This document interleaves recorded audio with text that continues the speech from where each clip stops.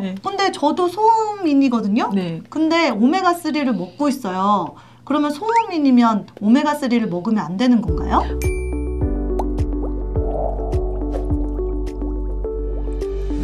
유리님들 안녕하세요. 안녕하세요. 스텔라입니다. 안녕하세요. 영양학 박사 클라라입니다. 박사님, 오늘은 유리님들이 궁금해하시는 오메가3에 대해서 알아보려고 하는데요. 네. 댓글 중에 이런 댓글이 있어서 한번 뽑아봤어요. 저는 이미 오메가3를 잘 챙겨 먹는 사람인데요. 네. 제가 한의원에 갔는데 소음인이라고 하더라고요. 근데 소음인에게는 오메가3가 안 맞는다고 하는데 계속 먹어야 할까요? 라고 한땡규님이 댓글을 적어주셨어요. 네. 근데 저도 소음인이거든요? 네. 근데 오메가3를 먹고 있어요. 그러면 소음인이면 오메가3를 먹으면 안 되는 건가요? 먹으면 안 되는 건 아닌데 좀 불편하시다라는 거예요. 왜냐하면 소음인들은 위장이 좀 차갑고 그 다음에 소화가 잘 안 되거든요. 근데 이제 이 오메가3는 생선에서 나온 생선 기름이잖아요. 그렇기 때문에 조금 불편하시고 특히 신살 생선 같은 경우는 이제 평소에 드셔도 별 부담이 없는데 등푸른 생선, 고등어라던가 정어리라던가 이렇게 색깔이 빨간색의 생선살을 먹을 땐 약간 이렇게 위산 과다 같이 좀 장이 불편하세요. 예, 그렇기 때문에 소음인은 뭐 오메가3를 먹으면 안 된다 이건 아니지만 우리가 이제 그 용량을 좀 조절하시고요. 밥을 먹고 나서 오메가3를 같이 드시면요 편안하게 같이 묻어서 이렇게 흡수가 되기 때문에 그런 방법을 한번 써보시는 게 좋으시죠. 그렇다면 저희가 방송 중간에 되게 지긋지긋하게 이 오메가3에 대해서 많이 얘기를 했는데 지긋지긋까지? 네.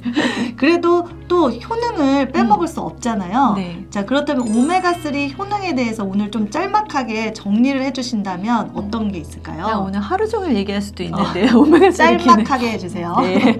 네, 오메가3 기능은요. 제일 먼저 우리가 혈중 콜레스테롤하고 중성지방을 낮춰주고요. 그 다음에 혈당을 많이 처리해주는 인슐린 분비를 촉진해주고요. 그 다음에 혈전을 용해해주는 기능도 하고요. 그리고 막 이렇게 폐경기 때 우울증이 있을 때 우울증을 예방해주는 그런 기능도 있고요. 그리고 또 하나 제일 중요한 기능은 염증을 내려주는 기능을 하잖아요. 그러다 보니까 심근경색이나 부정맥, 뇌졸중, 류마티스 관절염, 당뇨병, 그리고 기억력 향상에도 굉장히 도움이 될 수 있는 그런 영양소입니다. 그렇다면 이 오메가3가 부족하면 어떤 증상들이 일어나나요? 오메가3가 부족해서 막 고혈압이 생긴다 뭐 이런 거는 아니지만 우리가 이제 증상으로 알 수 있어요. 제일 먼저 알 수 있는 것은 눈이 뻑뻑하고 피부가 건조해지고요. 머리가 푸석푸석해지는 것을 느낄 수가 있어요. 네. 그리고 집중력이나 우울증이나 관절염이나 그런 증상들이 조금 악화되는 것들을 느낄 수가 있고요. 그리고 면역력이 좀 떨어지고요. 그다음에 여드름도 더 많이 올라오고 피부염 같은 것들도 발생할 수 있어요.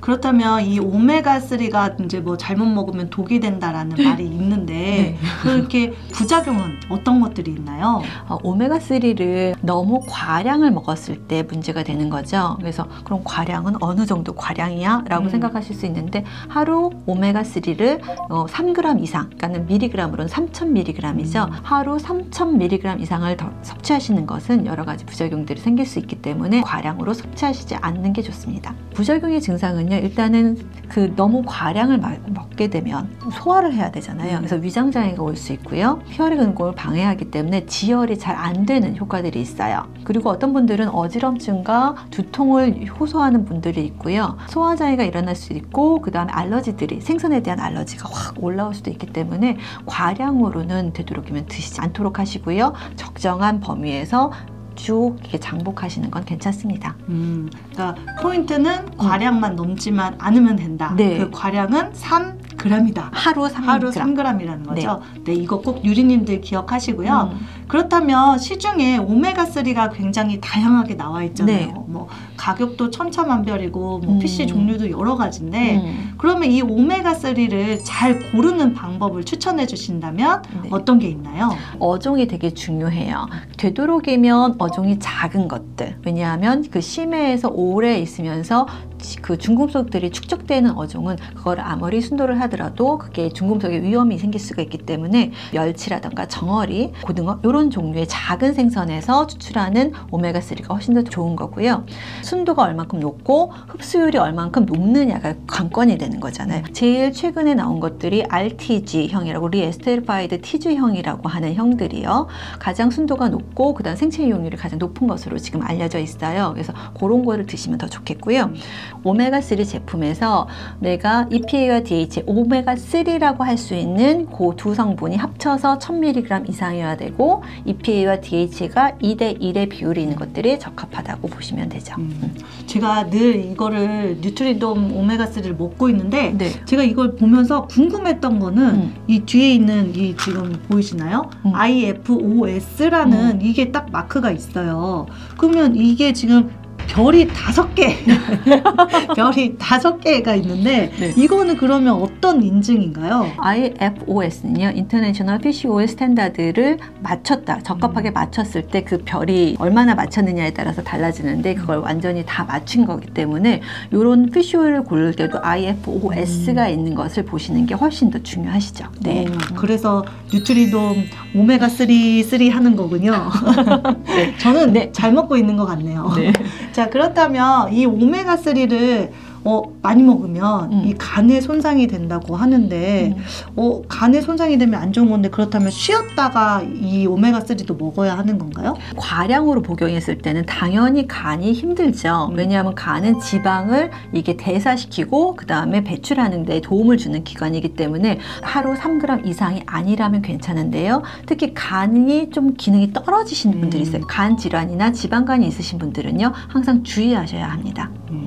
그렇다면 오메가3는 우리가 많이 들어봤는데 네. 오메가3와 오메가6가 잘 궁합이 맞아야 좋다고 하는데 그럼 오메가3와 오메가6의 관계는 어떤 상호작용이 있나요? 요즘 저한테 오메가6 먹으면 안 된다면서요. 그리고 다 안 먹으시려고 하는 분이 되게 많으세요.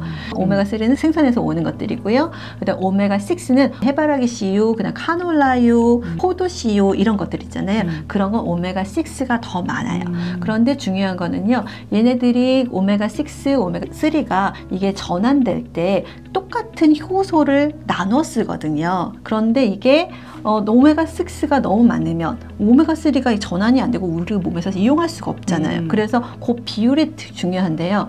한국인들은 음식을 할 때 식물성 기름을 많이 넣고 요리를 하다 보니까 이 비율이 1대10 이상으로 아주 비율이 너무 높죠. 네. 예, 그런데 요 비율이 1대4 정도로 1대4. 이제 비율이 맞아야지만 우리 몸에서 오메가6도 오메가3도 이렇게 잘 이용될 수가 있고요. 오메가6도 우리 몸에서 염증을 낮춰주고요. 그 다음에 혈액 흐름을 좋게 하는 그런 작용이 있는데 얘네들이 너무 많으면요, 얘가 갑자기 돌변을 하는 거예요. 그래서 염증을 더 키우거나 아니면 비만이 되게 한다거나 그런 증상이 있기 때문에 우리가 얘네들이 돌변하지 않게 이 비율을 적당히 맞춰주면 우리 몸에서 정상적으로 이용을 할 수가 있는 거죠. 저희가 방송마다 이 오메가3가 거의 다 나왔었잖아요. 많이 나왔죠. 예. 그래서 오메가3와 오메가6 이런 관계에 대해서도 알아봤는데 오메가3가 이런 질병 저런 질병에도 다 도움이 되니까 많이 나오는 것 같아요. 유리님들 오메가3에 대해서 오늘 확실히 아셨나요? 그렇다면 저희는 다음 방송에 조현병에 대해서 얘기를 나눠보려고 해요. 요즘에 이슈가 굉장히 많이 됐었잖아요. 네. 조현병에 궁금하신 유리님들은 우리 다음 시간에 만나요. 안녕!